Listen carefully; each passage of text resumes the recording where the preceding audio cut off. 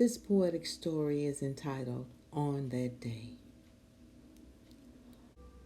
She said she had not a friend. People only looked at her every now and then. The woman said when the honey ran out, she would sell pop bottles and buy more to taste and keep away doubt. I said, why not come home with me?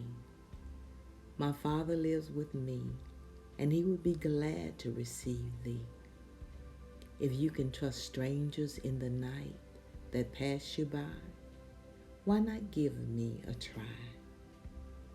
With a cry, she sprung to her feet, saying, okay, take me off this street. As she got in the car with me, she tried to be as neat as could be. All she took with her was the cover and honey. We drove in the falling snow for a while. She sat beside me, trusting as a child. Suddenly, we pulled up to the big gate. I asked her, when was the last time that she ate? She said with sorrow, perhaps tomorrow. At the gate, I drove on through. On her face of how she felt, I didn't see a clue.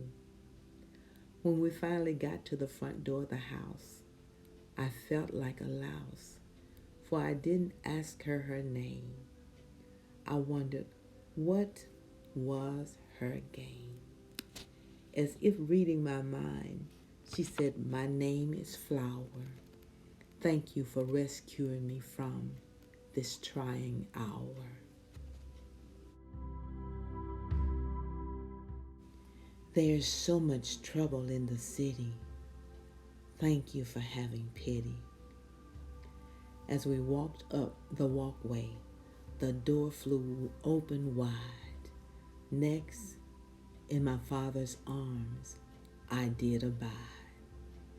He saw my friend, then gave her a hug and invited her in. The servants came rushing into the room that was so filled with cheer, there was no room for gloom. My Father said, take her upstairs to the room with the golden chairs. He said, go upstairs and rest. My servants will work to have you at your best. Up the stairs she went, with a look on her face that was mighty intent.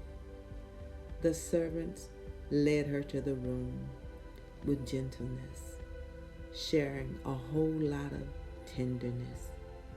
The place was bigger than any house she had ever seen. To be in one like this, she never did dream. Hot, perfuming bubbles and water were waiting in the tub. Afterwards, her back the servant did rub. On her back were a whole lot of scars.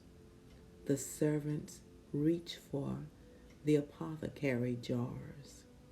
They poured in the fragrant oil, and she was relieved of her toil. Next, she was seated in a beautiful golden chair. At it, all she could do was stare. Then she was bought tea and a tasty bread. The woman ate and stared at the beautiful bedspread.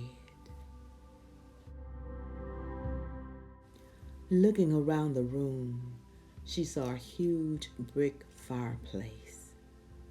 On a table beside her sat a lamp on the finest of lace. She asked quietly, who made the bread she ate? This question the servants seemed to anticipate. They said the Father did. It was a secret that was well hid. Staring at the furniture, on it her eyes did stop, asking, wherever did they shop? They said, all that you see, the Father made, while he talked with the Son who was sitting in the shade. She said, well, I better get to sleep. Tomorrow, I have to be back on the street.